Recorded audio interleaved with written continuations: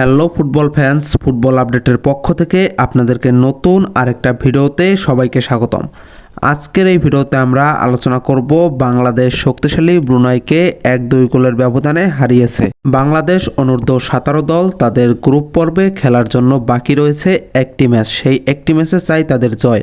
তারা গত ম্যাচে শক্তিশালী ব্রুনাইকে 2-1 গোলের ব্যবধানে হারিয়েছে এবং বাংলাদেশের সর্বশেষ পয়েন্ট টেবিলটি আজকের এই ভিডিওতে দেখতে পারবেন। গ্রুপ পর্বের শেষ ম্যাচে স্বাগতিক চীনের বিপক্ষে মাঠে নামবে বাংলাদেশ। তো চীনের বিপক্ষেই সেই ম্যাচটি জিতলে বাংলাদেশের বহুল আকাঙ্ক্ষিত সেই গ্রুপ পর্বে বা মূল পর্বের খেলার সুযোগ পাবে। তো বাংলাদেশ কি পারবে মূল পর্বে খেলতে, সেটি জানতে পারবো আজকের এই ভিডিওতে। তো ভিডিওটা শুরু করব তার আগে বরাবরের মতো যে কথা না বললেই নয়, আপনি যদি আমার এই চ্যানেলে নতুন দর্শক হয়ে থাকেন তাহলে মাস্ট বি চ্যানেলটি সাবস্ক্রাইব করে দিবেন, কারণ এই চ্যানেলে ফুটবলের যে কোনো তথ্য বা আপডেট সবার আগে আপনি জানতে পারবেন। এছাড়াও ফুটবলের যে কোনো বিষয়ে আপডেট পেতে অবশ্যই আমাদের টেলিগ্রামে জয়েন্ট হবেন। আমাদের টেলিগ্রাম চ্যানেলের লিঙ্ক রয়েছে এই ভিডিওর ডেসক্রিপশন বক্সে। তো ভিউয়ার, যাই হোক, চলুন ভিডিওটা শুরু করা যাক।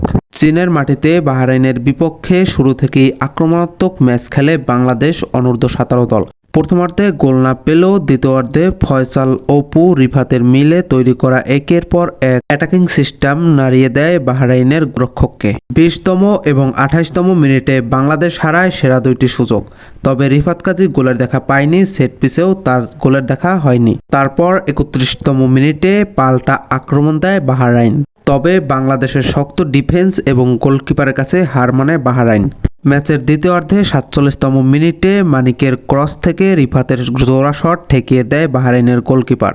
অবশেষে 59তম মিনিটের মাথায় বাংলাদেশ বহুল আকাঙ্ক্ষিত গোলটি পায় এবং পরবর্তী গোল বাংলাদেশ 72তম মিনিটে পায়। তারপর বাহরাইন তাদের সম্মান বাঁচাতে 85তম মিনিটে তারা একটি গোল করে এবং এই ম্যাচটি 2-1 গোলের ব্যবধানে বাংলাদেশ কিন্তু জয়ী হয়। এখন বাংলাদেশের গ্রুপ ম্যাচে একটি ম্যাচ রয়েছে, তারা স্বাগতিক চীনের বিপক্ষে সেই ম্যাচটি খেলবে।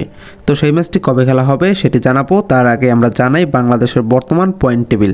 বর্তমানে এএফসি এশিয়ান কাপের পয়েন্ট টেবিল এমন, বাংলাদেশ রয়েছে প্রথমতম স্থানে। বাংলাদেশ 4টি ম্যাচ খেলেছে, 4টির ম্যাচে 4টিতেই জয়, একটিও পরাজয় নেই। বাংলাদেশের পয়েন্ট রয়েছে 12 পয়েন্ট। এদিকে দ্বিতীয় নম্বর অবস্থানে রয়েছে চীন। চীন কিন্তু 3টি ম্যাচ খেলেছে এবং 3টি ম্যাচের 3টি জয়ী হয়েছে, তাদের পয়েন্ট নম্বর রয়েছে 9।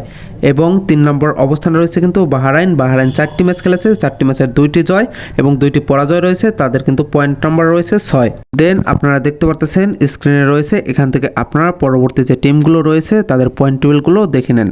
তো ভিউয়ার্স, আজকের এই ভিডিওটা এই পর্যন্তই। ভিডিওটা যদি আপনার একটুই ভালো লেগে থাকে মাস্ট বি ভিডিওতে একটি লাইক করে দিবেন এবং আপনি যদি আমার এই চ্যানেলে নতুন দর্শক হয়ে থাকেন তাহলে অবশ্যই চ্যানেলটি সাবস্ক্রাইব করে দিবেন। তো ভিউয়ার্স, দেখা হবে নতুন আরেকটি ভিডিওতে, ততক্ষণ পর্যন্ত বাই বাই।